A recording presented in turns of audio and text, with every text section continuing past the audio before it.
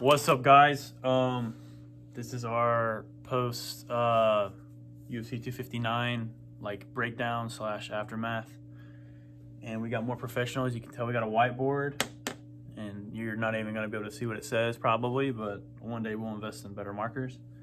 One step at a time. One step at a time. The more the likes come in, the more money we get rich. We'll buy some good markers. So 259. Any general thoughts at first? What you overall? What you think? Pretty good. Pretty good. Pretty good. Probably not the best card I've seen. Yeah, but pretty good. To me, just looking at the whole thing, obviously everybody was hyped for it. I was super hyped for it. Bizarre. I feel like it was bizarre. I feel like a lot of weird stuff going on this card. There were good fights, but almost every other fight had something going on with it, which is what we're about to get into. So let's break down. We're just going to start with the fights that we had predictions on, starting with Dominic Cruz defeating Kinney by unanimous decision.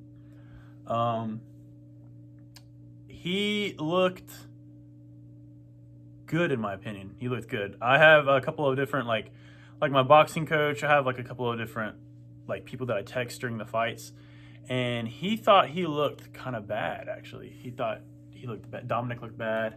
And I think where he's coming from, because he has a boxing background, is he's talking about how Dominic throws his punches, which I noticed. He throws so wide, but he's got that Willie Pep. That's the name of the boxer, by the way. I know me and him were trying to figure out the boxer, because he mimics his style off of a boxer. His footwork, the way he'll bounce and then he switches from southpaw to orthodox constantly, and he's always moving. But Willie Pep is an old boxer that he bases his style off of, and he mastered that style, that heavy footwork, heavy head movement style, and brought it over to MMA. And that's what got him the belt. That's what got him to be dominant for so long. It's a hard style to kind of adjust to. It's unorthodox, but I think he did good in this fight. I think he did pretty good. I think naturally, just the way his style goes is he can win judges' scorecards just on how much he moves. I feel like if you're a judge and there's a really close fight, I think they said the very first round they were tied in significant strikes. It was 23 or 28 significant strikes each. I was telling Jacob, I was the way he moves so much that you would look at that as a judge and he's just more active. You could score that any round. Anytime there's a draw in a round, somebody has to get a 10-9. But anytime there's a draw, you could easily give to him just how much he's moving. It looks like he's got that octagon control they always talk about, whatever that means. It looks like he's got that octagon control. He's high output, always moving. What do you think about the fight? I think it was a good fight. I don't think Kinney is his name. Yeah. I don't think Kinney. He said he was going to be ready for him. I don't think he was ready for him. Yeah. Like you said, you can't really train for that type of style. It's an awkward style to get used to. Dominic Cruz, I think he looked good. I did notice he seemed to get gassy out, but that third round he looked kind of tired, right? But still, after moving back and forth and very keep red, going, you're going to gas out. Yeah, he was very red. Why was he so red? I don't know. I don't know if he was sunburnt before the fight or if he was slowly getting red. He did get put in a choke, but he got out of that quick. But he just stayed red. If you got put in a choke, you'd be red for a little bit, and then you're done. But he just stayed red. I don't know. He was almost radiating. Yeah. But then he had this. Okay, and this is where I feel the bizarreness began on the entire. Yeah. It was just bizarre. Afterwards he calls out post-credit interview. I just put monster marketing guy, Hans, whatever. Everybody keeps saying it's the Simpsons character Hans, because nobody knows who he really is. Some people do. And then I was looking into it. I'm I've seen this guy all over Instagram. He's some kind of marketing guy. Somebody said CEO. I don't think he's a CEO, but he works for a monster, and he helps fighters. I don't know. I guess he promotes fighters on Instagram by doing these interviews, and he makes them hold the monster cans and all this other shit. Just bizarre. He calls him out. he like calls him out saying how he outweighs him by like 100 pounds and like he wouldn't mind fighting for charity, and he's like, you know, being like kind of like not aggressive with it, like he's being passive with it, but at the same time you can tell he's got beef with this Hans guy, like he's pretty annoyed with him. Definitely had something up, like. Yeah, they were interviewing him afterwards, and you know he's like, I don't have any problems with the guy, but, and then proceeds to list like a list of problems. And he was saying like he's holding him up for his money and like all of that. Yeah, and I was looking into it, and it looks like a lot of fighters have problems with this guy. Like I don't know. It just seems bizarre. I don't know enough about it to talk too much about it, but that's when I was like, okay, it's weird because like Joe Rogan, he's like starts cutting it off. Cut off politics and that cut him off early too. Yeah, he's like talking about like politics, and I was like, okay. So it's not politics, Joe. Yeah, it's not politics. It's just like it's monster. So I don't know. Weird. It was bizarre. It was. And that's when I feel like it began getting bizarre for the rest of the card. Real quick though, I think Dominic Cruz with his victory, if he's not gonna do this monster charity fight, I was thinking it would be good if he either fought Jose Aldo, like another legend. They're both from WEC. Both WEC royalty, both were champs there. I feel like that'd be a cool fight to have. That would be a good fight. Him versus Jose Aldo, or I think this is a good one too. Him versus Frankie Edgar. Ooh. Like two legends. That would be good. Two legends. I think I like that one better. Do you think you like that one better than the Jose Aldo one? Because Jose Aldo is coming off the win off of Chito Vera. I feel like you can make either one of those fights. Mm-hmm. I think it'd be interesting too. Be interesting fights. I was thinking about TJ Dillashaw, but they already have that fight with Cody Sandhagen. I did see, and people were calling for that fight too. People were saying online that the TJ Dillashaw fight would be good. Me personally, I think if they, and I can understand that, but I think personally, I think TJ would like beat him. Mm-hmm. I think Dominic Cruz, like, no, I do say he looks good, but I think he's past his prime. Yeah, I think like his championship days are over. I think at this point he's fighting maybe just for legacy or for the fun of it, but I think he needs to be like a little bit more selective with his fights from here on out, however long he wants to fight. No Keith Peterson drama with that one. I was kind of hoping that Keith Peterson would ref that. I don't think he reffed that one either. Yeah, he didn't. Yeah, that's what I was thinking too. But man, I wish he just reffed that one fight just to see what they would have done. Okay, so that was the last fight on the undercard. First fight on the main card, Rakic. Figured out how to say his name. I didn't know how to say it last video. I got it now. Rakic versus Thiago Santos.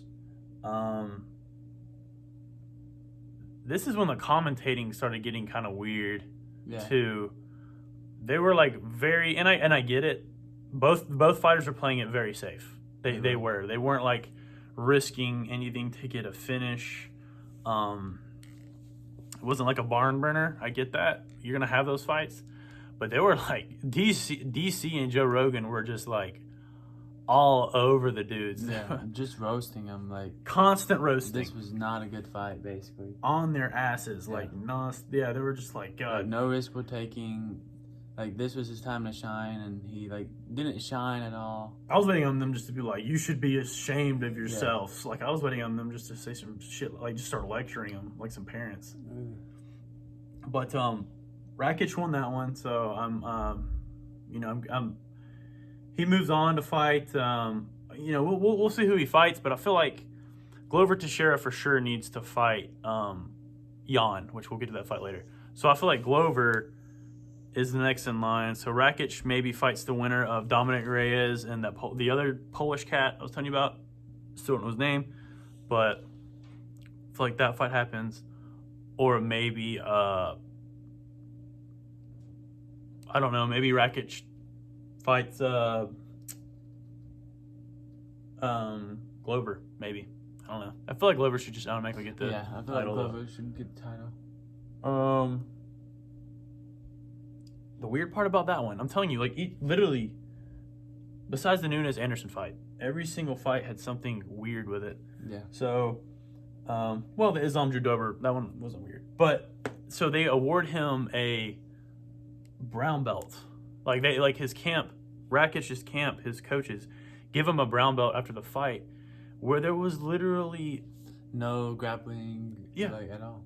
Yeah, no grappling, no ground game, none of that. Like usually you get that like after a good submission win, after a good like grappling you know, like display, and straight up no grappling. I mean, there was hardly anything. The highlights just showed leg kicks, like where Rakic was hitting him with leg kicks. Rakic was like super happy about the victory. Like I don't think he saw anything wrong with it, and you could tell Joe Rogan was just like, he was like, yeah, well, you have to fight another contender, and are you happy with that performance? Like you could tell he was just like passive aggressive with it, but I think he even asked him too. He's like, so why'd you get the brown belt? Like, yeah, and he said he's been working hard on his grappling, and I'm sure he has, but it was just bizarre timing to award that. I don't know. That fight was just weird. I think Rakic, if he wants to become a fan favorite, he's gonna have to like come up with a finish. Yeah. Like he's gonna have to get like a good, and like that's where longevity comes into argument. Like fighters fight smart to have like a longer career, and I get that. I understand. I'm not ragging the guy at all. I get how people are like, oh, it's boring, but at the same time, I'm like, you're not in there. Like, like it's this guy's life. You're doing it for yourself. He can fight how he wants to fight, It takes two to tango. I don't see how Santos could be upset when he lost. Like, he was upset. And I'm like, neither of you really deserve to be upset if you, like, lost and that kind of fight is so close and not a lot of output. But I'm just saying, as far as, like, getting fans, he's going to have to, like, start standing out by doing some spectacular, I don't know. Which he can. You can definitely see. Oh, he's athletic, and he's huge. Yeah. He's huge. He's big. And he's got power. You can tell he cracks. Yeah, he really does. Okay, so that's Rakic versus Santos. Moving on. Islam versus Drew Dober. Boy, was I wrong on that one. I mean, I went, that was a heart pick. This is the one heart pick I had through the whole thing, where I'm like going against my gut, and I'm like, you know what, I got to go with my heart. I want to go with Drew Dober because I like Drew Dober. I think he's got good boxing.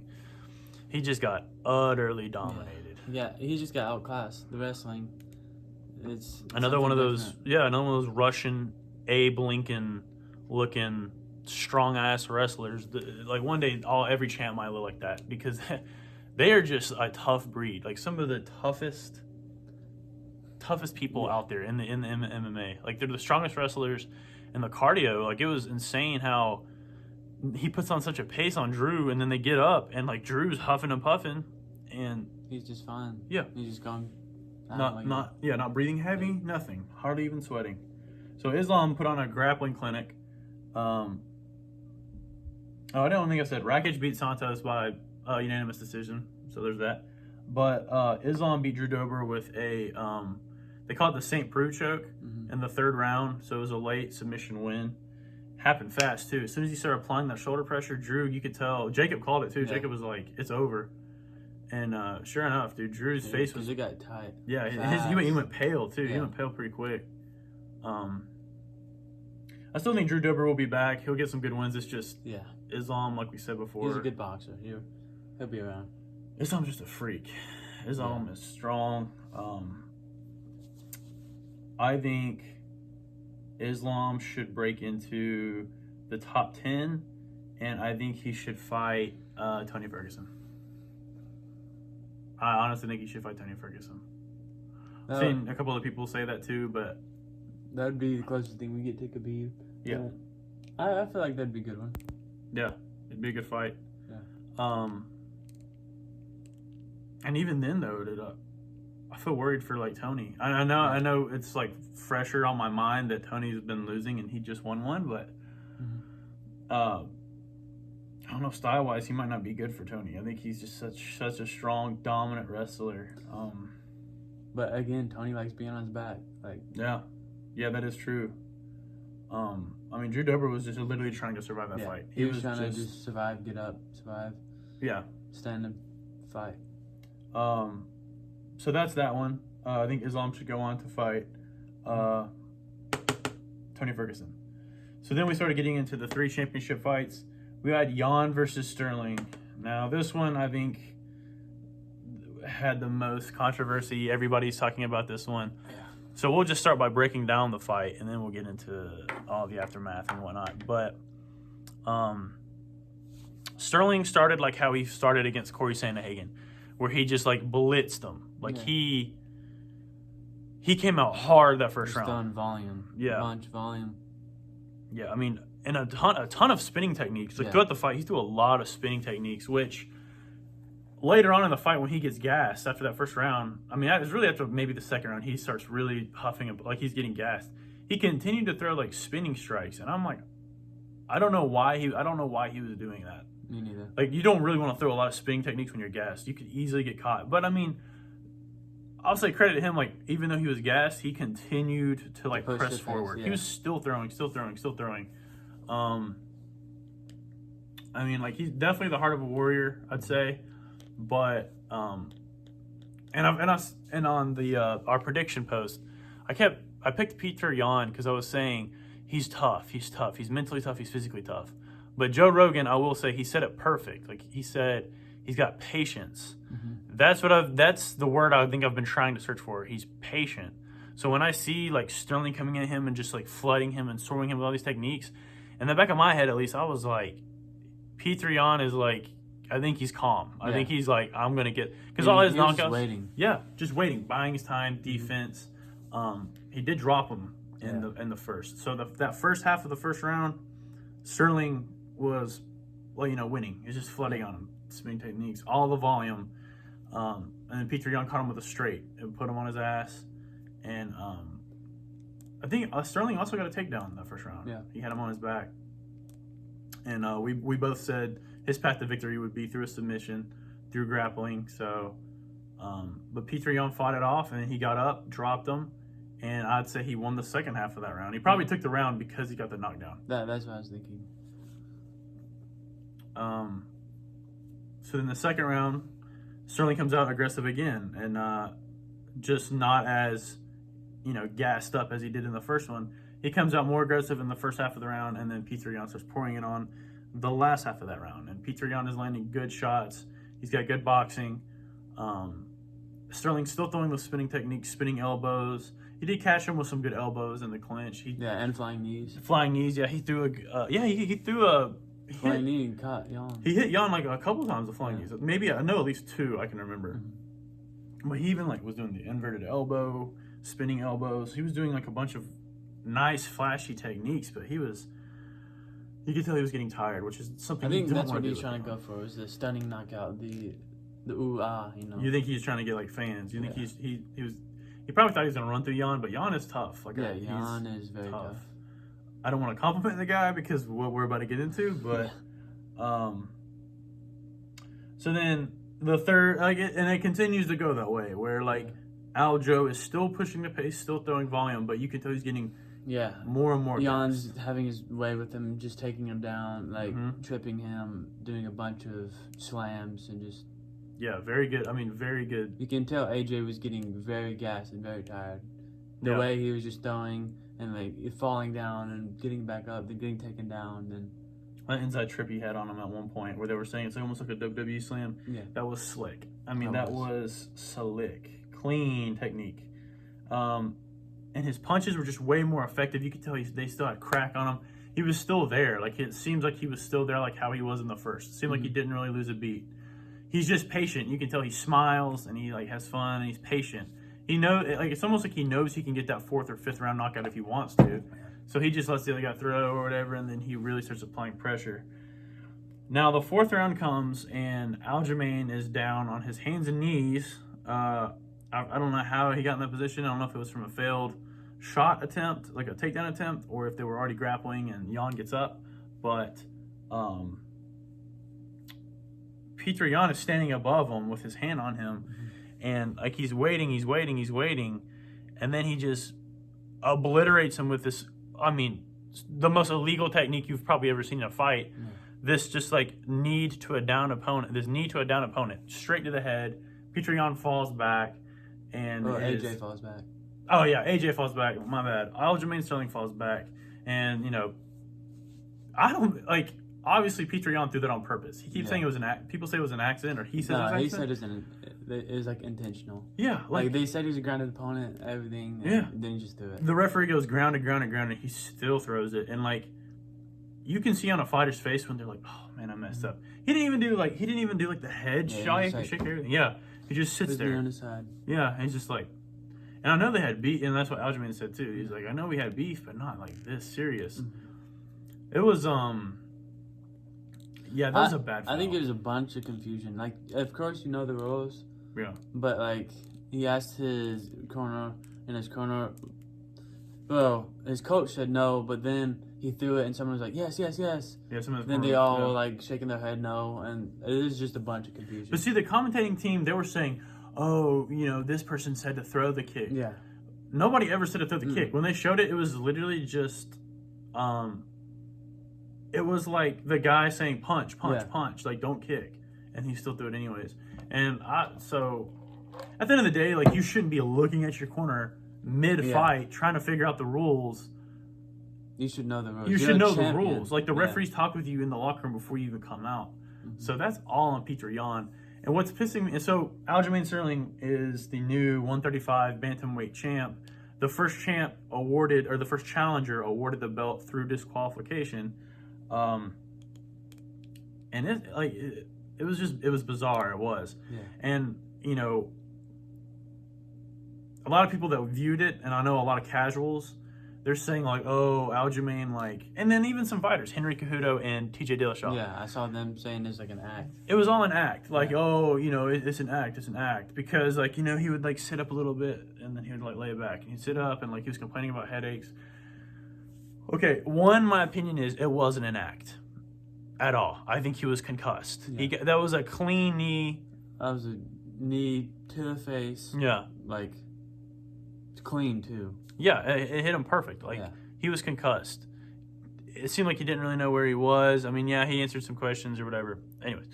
But, two, even if I'm wrong, even if it was an act, it does not matter. Yeah. He could have got hit and then literally just been fine and just been like, no, I don't want to keep fighting. You know, and obviously people would still critique him for that, but it's like, it's more so Peter Yawn's fault for throwing the knee than it is for Aljamain Sterling to accept the belt that they're awarding him. Like, it's not up to Aljamain at this point. Like, at this point, the referee should be like, no, he doesn't need to, he can't fight because, you know, fighters are always going to be ready to get up and keep going. But, like, the purpose of a referee being there is he knows when they're supposed to know for the fighter's safety if this dude is safe to continue to fight or not. And, he wasn't. He wasn't. Yeah, he definitely wasn't. He could barely, like, sit up.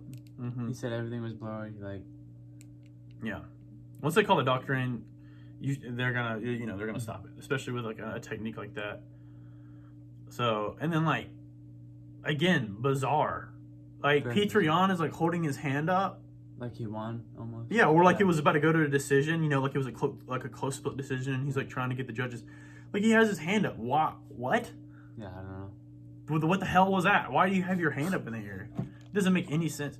And then they just, walk Aljamain Sterling's concussed ass to the back, sit him down in the chair, and then they throw a headset. Hey, put a mic in his face and let's get this light in his face. He's like, why am I here? Yeah.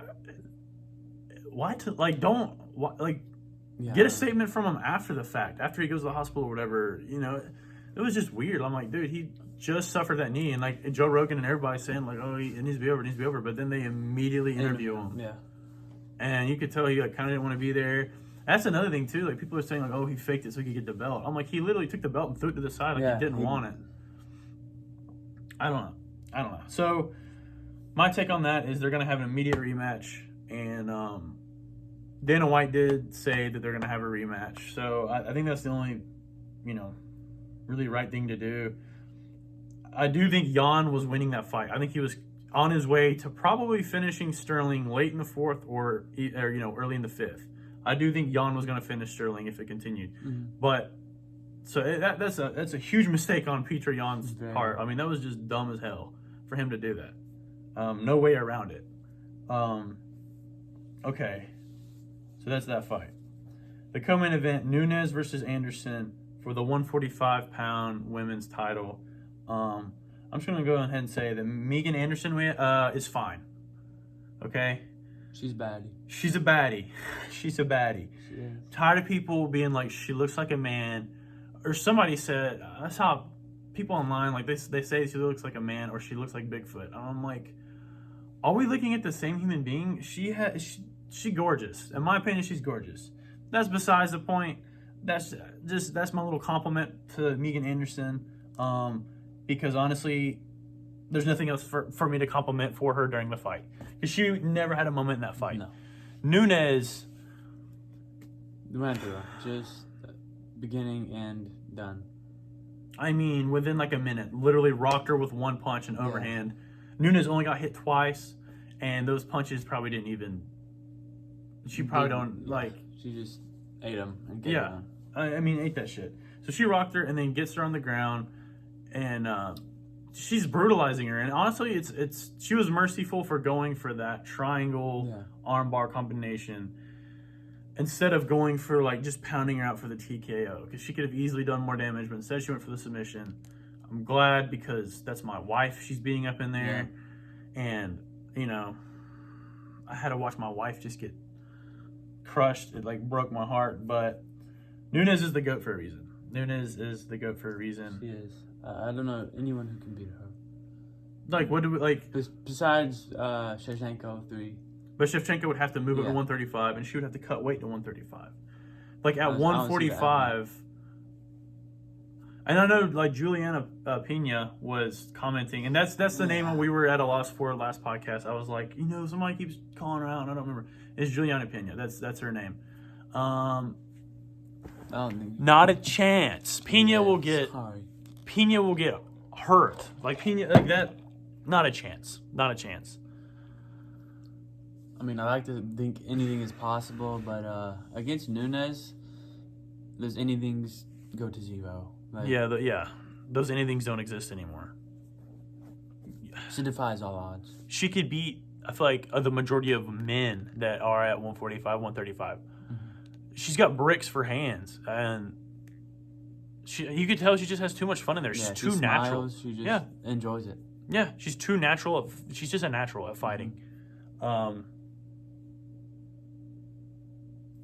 There's nothing really else to say about the co-main event. That's Nunes versus Anderson.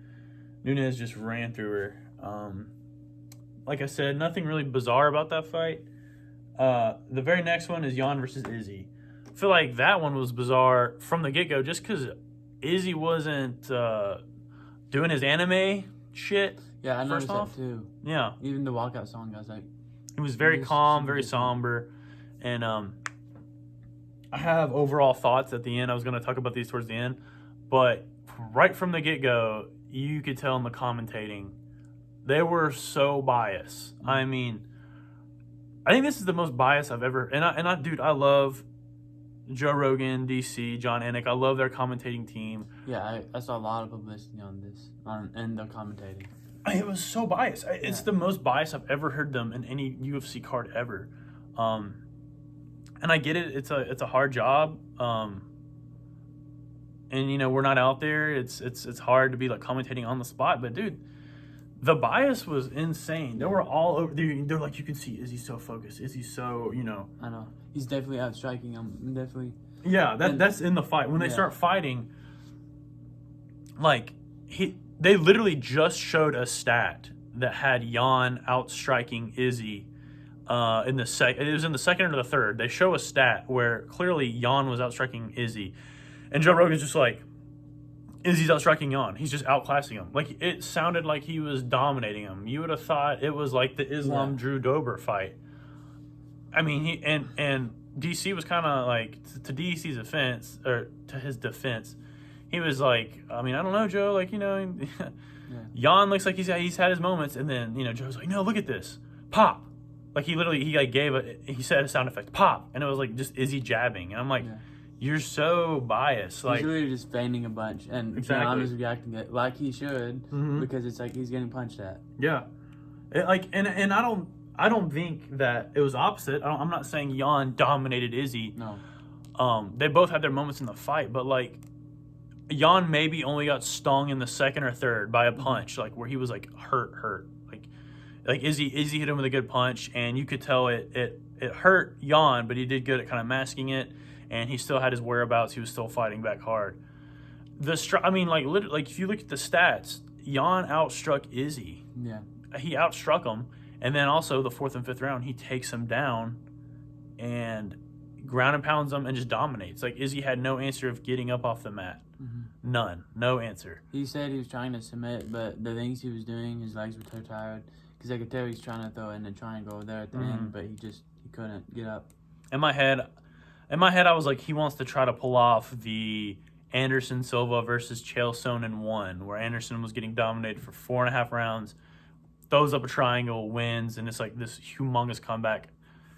I could tell in his head that's what he wanted to do. It did not plan out like that. And like, honestly, dude, we were both wrong on that pick.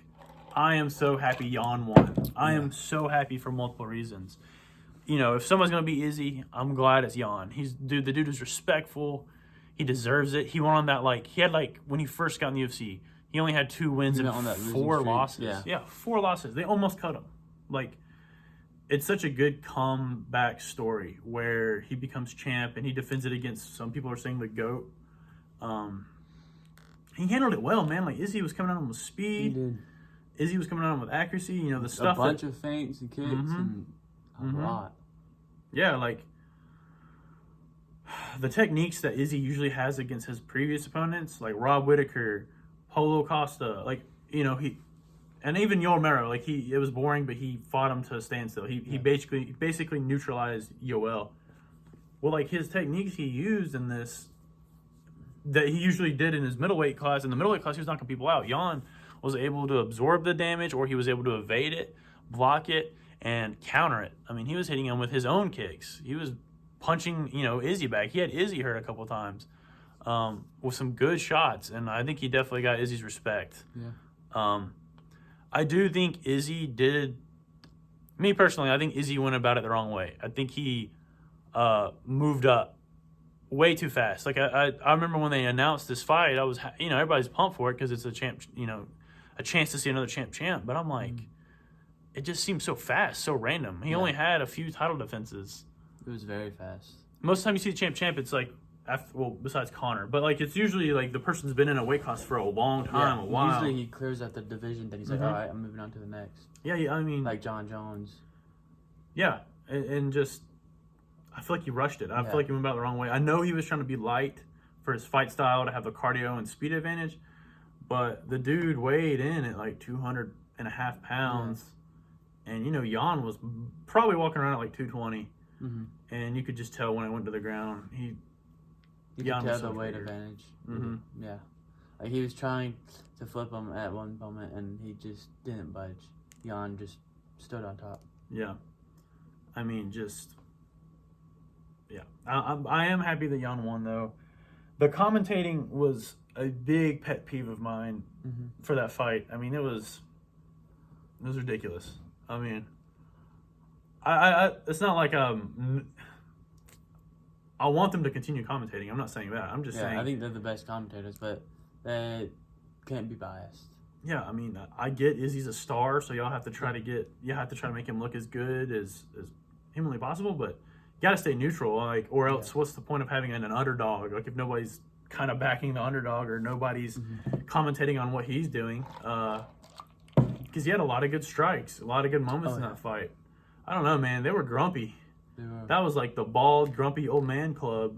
I mean, I don't know what their problem was, but so that closed the card. Yawn versus Izzy. And they had like the decision. They were questioning it on like the numbers because it was like a 49-46. That was bizarre. I will say that. Yawn, to me, won the fight. He not a doubt in my mind. But they scored a couple of 10-8 rounds. Somebody said the 5th round was a 10-8 round. That's how one of the judges scored it. And I do agree with something that Joe Rogan said earlier on with the Islam fight, that there needs to be more 10-8s. I agree, because 10-8 is like a dominant round. That happens all the time. But to me, a 10-8 is like somebody gets dropped or somebody gets dominated on the ground. Yeah, someone literally just gets pulverized and doesn't answer back. Yeah, like, and it's a clear winner. You can go 10-8. Yeah. But that 5th round did not look like a 10-8 round to me. I mean, Izzy did though hit him with good shots. Then he got taken down. Yeah. You know. Yeah, I don't know. Just the judges and like, especially UFC, the judges are very weird. Like, it's hard to tell what they're scoring and how they go along the process. No, like, saying more about that, like, you don't know what they're scoring. Yeah. They do say octagon control and, like, you know, significant strikes. What is a significant strike? And, I want to know what a significant strike is and how does it differ from just a regular strike. Yeah, and like, what weighs the most? Do takedowns weigh more than strikes? Exactly. Do knockdowns weigh more than takedowns? Like, yeah. Like, submission attempts, do you count that towards, like, a point or something? Like, they really need to reinvent the way fights, like MMA fights particularly, are scored, because they're just taking so much from boxing, and there's so much more in MMA than boxing. So, you know, you could hold a judge accountable if they throw up a 10-8 on a fight that you're just like, you know what, like, you can hold a judge accountable for that kind of stuff. Also, I think they need to start using fighters who retire as judges. Just how they're putting fighters in the commentating box, they need to put fighters who retire as judges. I've been saying that, yeah. I mean, for a while, yeah. Like, such a good idea. Because they've been in there. They know what is the most damage. They know, like, basically what is what. Yeah.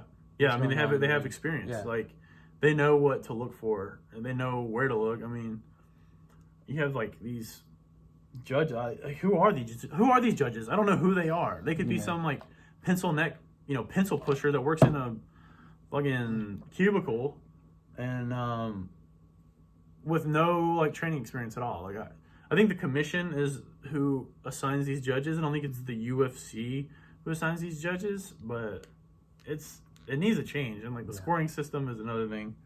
So that's one thing. The bias commentating was a bizarre thing, and then the new clock thing. Oh yeah, the new clock. I don't know what they were talking about. Joe Rogan mentioned it.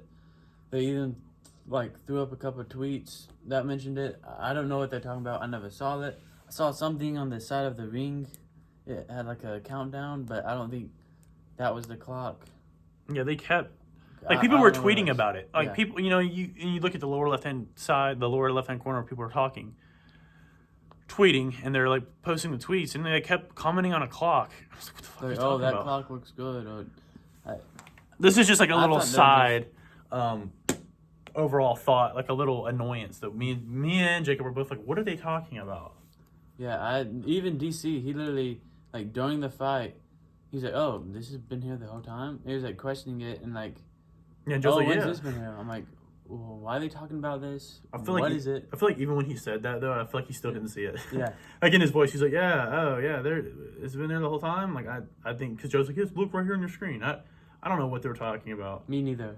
Because the clock on the screen, it's always been the same. Like, I didn't notice anything different, or if there's even some of the tweets were weird. Like, really, the tweets obviously were biased, but they, you know, those tweets can be from, like, celebrities, fighters, whatever.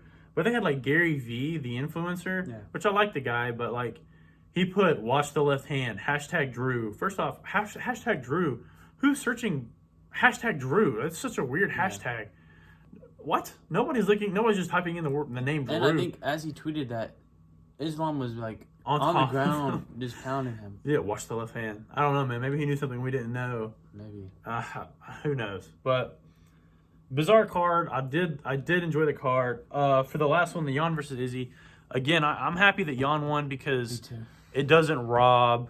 It doesn't rob either one. They're both winners, basically. Izzy goes back to his weight. Clears it out, or maybe has rematches. Yawn stays champ, probably defends it a couple more times. I think it frees it up, because if Izzy won, I don't think Glover would have got the shot. I think that's when it becomes more of, like, Izzy's chasing Jon, so he's trying to get Jon to come back down, and maybe he defends it once or twice. But I like it when there's one champ for the light heavyweight class with the challengers. I guess I'm a traditionalist. Every once in a while, I do like seeing the double champ thing, but I feel like that just holds up the weight division. It does. It's exactly what it does. It's definitely for, like, the top contenders. Like, all right, well, what do we do now? I don't think it'd be so bad if they would have more weight classes, like how a lot of fighters are pushing. They're pushing for 160. Yeah. They're pushing for having just, like, every 10 pounds or maybe even every 5 pounds. Dana White's saying no, because I think he's saying it'll get diluted like boxing, because boxing's got so many weight classes. I mean, there's a difference. But you have more chance. So many and, like, not enough. Like every 10. Yeah, and there's not enough. There's just not enough. There should be a 220. a 190. I feel like this would stop people from missing weight as much too. And like it wouldn't be so bad if there's a double champ. Yeah. That wouldn't be so bad. You would have more champions. You'd have more pay-per-views. You'd have more events. You would be making more money. Dana White, dude, listen to us. Yes, please. What the hell, dude? Come on.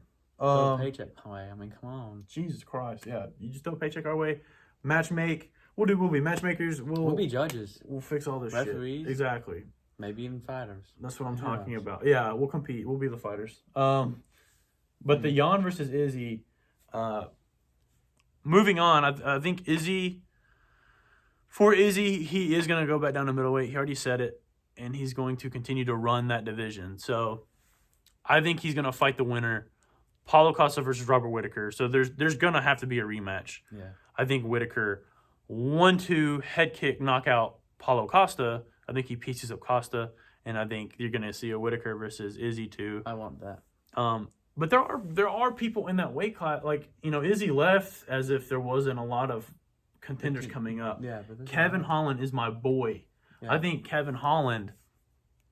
I want to see the Kevin Holland versus Stylebender fight. I'm going to be rooting on Kevin Holland, and I think that's a potential like trilogy down the line that's going to be good for that weight class. Because I think he beats Izzy, then Izzy's going to come back and try to fight him, and I think they're just going to have a good fight. I don't know how the fight plays out, but I'm rooting on Kevin Holland. I'm a fan of his. I want to see that fight. There's that Italian guy who just won, who's about to fight.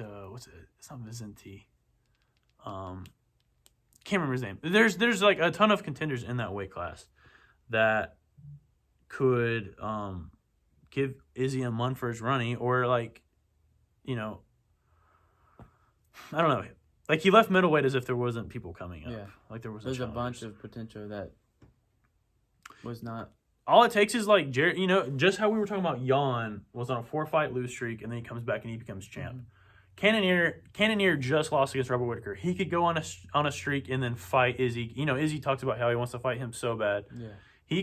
Cannonier could eventually get back. Darren Till just needs a couple more wins. He can get in there. Izzy said he wanted to fight Darren Till as well. There's some interesting fights. Yeah. Some very interesting fights. So I'm glad that Izzy's going back to middleweight. I think the Jon Jones fight talk should be over. I think it should stop. Yeah. Izzy's just gonna have to suck up the fact that he was wrong in the prediction of fighting him 2021. It's gonna have to be. It's gonna be later down the line. Maybe when Jon Jones comes back, and if he beats Yawn, or if he they fight. There's a Jon Jones curse. I tweeted this out too.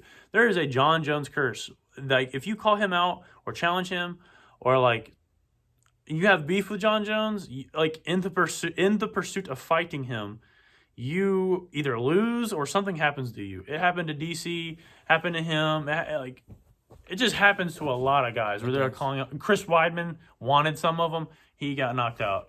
Luke Rockhold, he's like, I'm the cure to Jon Jones. Gets knocked out. Like it's just like don't just quit calling people out and just show it. I get why you may like the guy or dislike the guy. Outside that guy, he does a lot of shit. But like, dude, just keep his name out of your mouth, or else something's gonna happen to you. That dude's got voodoo. He's got voodoo. Just go the humble route like Dominic Reyes and beat him on the decision, and then just get robbed. Yep. That's the Thiago Santos and fuck up your whole knee. Then yeah, exactly. And then I feel bad for Santos. He get beat by Ray. Yeah. I hope I wonder if he's ever gonna be back. Yeah. Like Santos. I feel like his knee took so much damage that fight he'll never be the same. Yeah. I hate to be negative, he lost but Glover then. Rakic, yeah. So that's Izzy, and then Yawn. I think Yawn fights Glover Teixeira, and dude, I love how respectful Yawn was. He was saying how he said, "Yeah, I want Glover Teixeira. He deserves it." Not going for a money fight. He's going for the guy that deserves it. Me personally, I think Yawn knocks out Glover. I like Glover, how old he is and what he represents, what he stands for. He's an ox. He's an ox. He'll take damage and he'll get up and then he'll submit you or take you down and dominate you. Like he's got heart, but I think Yawn's got the Polish power, and I think that beats that heart. So, also a little side note: Izzy's tit did look better. Izzy's tit, his right tit, that A cup, is kind of going away. So I don't know what that came from. Could be steroids, could be whatever. But I'm glad that cleared up and didn't give me another awkward boner. Yeah. it's nice that went away because it made me feel very uncomfortable. I'm not gonna lie. I did not like seeing that. It took he dominated Costa. It was one of the best defenses ever. But watching that, I was like, man, dude, what's going on? Yeah, it took a little bit away from me. I was like, I cannot enjoy this right now, dude. I don't know, man. So that was our wrap up. Later on this week, it probably will just be me because Jacob's going on vacation. I'll probably be looking at the next fight card coming up with I think it's Belal Muhammad, I think his name is, and Leon Edwards. I'll probably put my predictions in for that fight. Not like a stacked card, but a card nonetheless, and that's why we watch it. We're all about that. Do that, and maybe I'll do a movie review or something. Maybe we'll get that started. So, anything else on the fights? Anything else? No, not really. Not really. Pretty good people coming up though. Like the Nigerian guy who knocked out Izzy's boy. Yeah. We didn't put picks on it, so we didn't cover it here. But there's some potential coming up. Dude, the New Zealanders did not do well. No, I think they all lost. Yeah, they all lost, and I don't know, man. That's weird. That's strange. Yeah, and then the Yadong fight was Song Yadong. That was a good fight. He showed a good chin. He lost, but I mean, good chin, dude. Good chin. The other dude, he just had such good creativity. When they broke away and he did the spinning back kick off that break, oh my gosh, to the body. Oh, and that creative. Oh, and we had that one fight, Bonito or something. Well, like he got up because he knocked him out and started running, but the referee never stopped it, so he kept running back and like went to hit him again. Herb is starting to slip up. Like I know people say he's the gold standard for MMA. That's what Joe Rogan says, and like he's been around it for a minute. But I almost feel like how like a fighter's performance starts to go down. I feel like some referees have been doing that. Like Steve Mazzagatti, whatever his name was. Like Joe Rogan or Dana White hated him, so it doesn't surprise me that he left.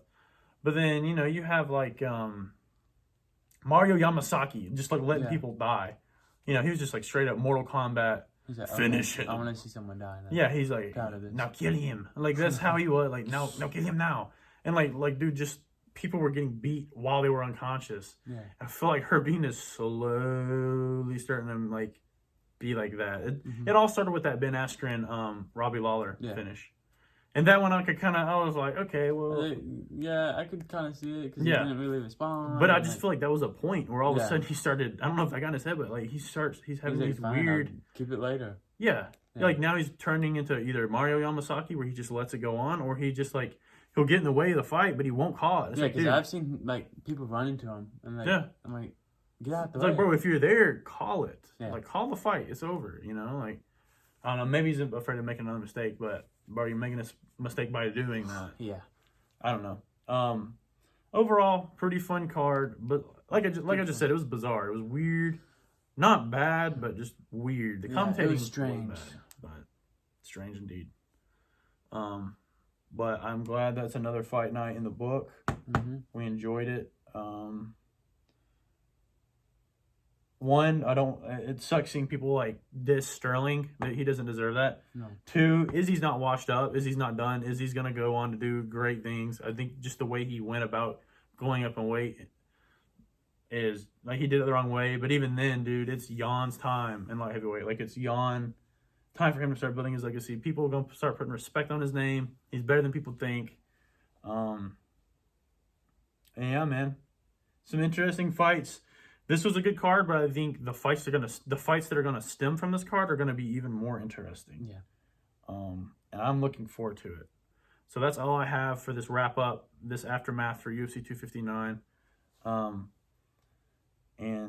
That's all I got. That's it. So thank you guys for listening. Comment if you have any better fight picks or like better fight matchups to make after this, or if you want us to cover something else, or if you just want us to shut up. Comment that. Yeah. And let us know. We appreciate it all. Yes, we appreciate it all. Thank you for the views. Shout out to Levi. Shout out to Lake. We're starting to get some views. We've That's had our cousin and that's our subscribers. buddy. Yeah, we're starting to get some subscribers. So shout out to you guys. Shout out to Will. You said you're gonna watch these, so if you do, thank you. Yeah. Appreciate it. We appreciate it. And hopefully we're talking about like getting maybe guests on, so maybe we can also discuss it. And we're also looking at branching out into not just like talking about fights, because we're doing this just for fun. We're doing this because this is the only sport I even really care about. But maybe like making this podcast into something where we're talking about life stories. We're just just reviews. Yeah, shooting the shit. And just like talking about life or reviewing movies. Shooting the shit. Shooting the shit. You never heard that? Mm-mm. Just shooting the shit. What's that mean? Like chilling, just kicking back and relaxing. Oh, I like that. Yeah, shooting the shit. I want to start using that more. Yeah, I'm gonna use that. Use it, dude. Use it. I'm talking about. That's what I'm saying. It's a good ass saying, dude. Hashtag shooting the shit. Hashtag shooting the shit. It's some cowboy type stuff right there. So thank you guys for listening, and we're looking forward to doing more. I'm Caleb. I'm Jacob. And this is the Ramblin' Rays. Appreciate it.